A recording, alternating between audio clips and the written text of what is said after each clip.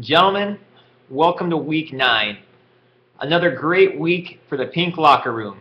We are now up to 350 beers. Our weekly payout goes to Jason for most points scored. This is actually Jason's third week this year where he has scored the most points. Congratulations to him. We have a ton of parity in the league right now, as 8 members are 5-3, including the top 5 teams in the Gold Division. With only 5 games left, this is a week where some teams could start to be mathematically eliminated.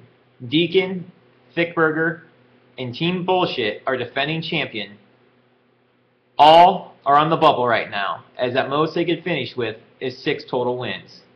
All are hoping for miracles. Trades. We had 2 of them this week. Blake traded Lance Moore and Philip Tanner to Sexual Napalm for Des Bryant.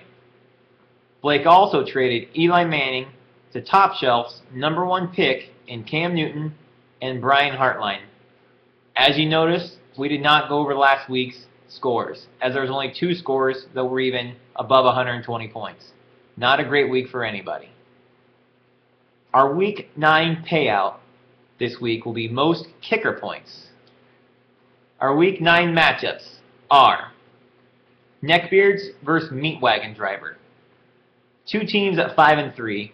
This could be a big week for Meat Wagon, as he is fully loaded and the Neckbeards are without his Patriots and Frank Gore. Could be a rough week for the Neckbeards. Top Shelf versus Varmint Poontang. Top Shelf at 4-4 and Poontang at 5-3. Both of these teams are in 5th place and currently out of the playoffs if they were to start today. Both teams have all of their players going.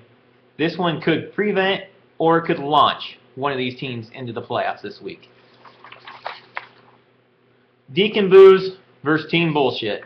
With only 1 win for each of these teams, the playoffs are looking like a pipe dream. The loser will be locked in to the toilet bowl no matter what. Sexual Napalm versus Blake. Both teams are at 5-3 and both are playoff caliber teams. Both are fully loaded and should be a great matchup, as both teams have significant players playing in the Sunday night and Monday night games. This one will go down to the 4th quarter. Roman Helmets versus Logjammin'.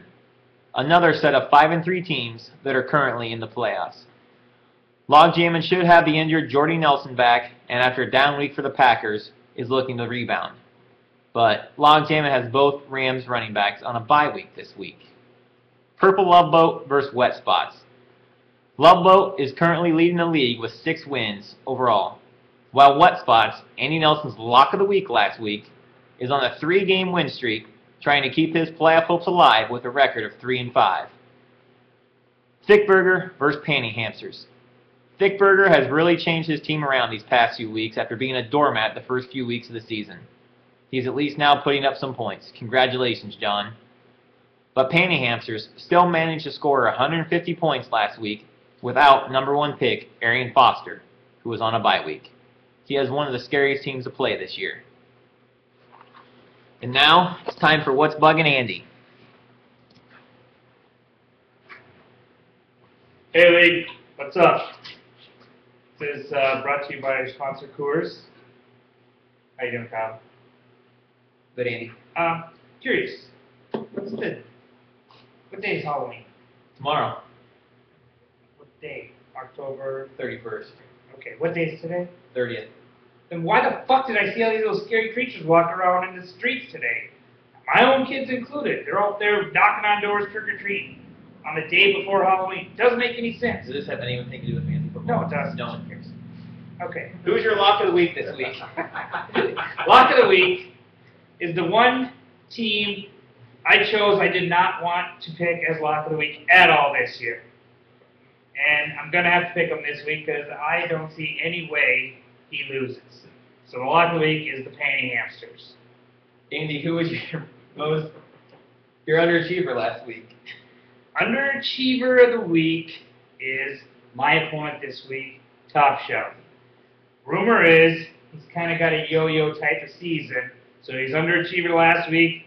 probably going to be overachiever this week versus me, which sucks, but I'll still outproduce him and win. Who overachieved last week, Andy? The overachiever was Dirty Neckbeards, but I can't rely on them to overachieve every week because not every week the Patriots go to London to play.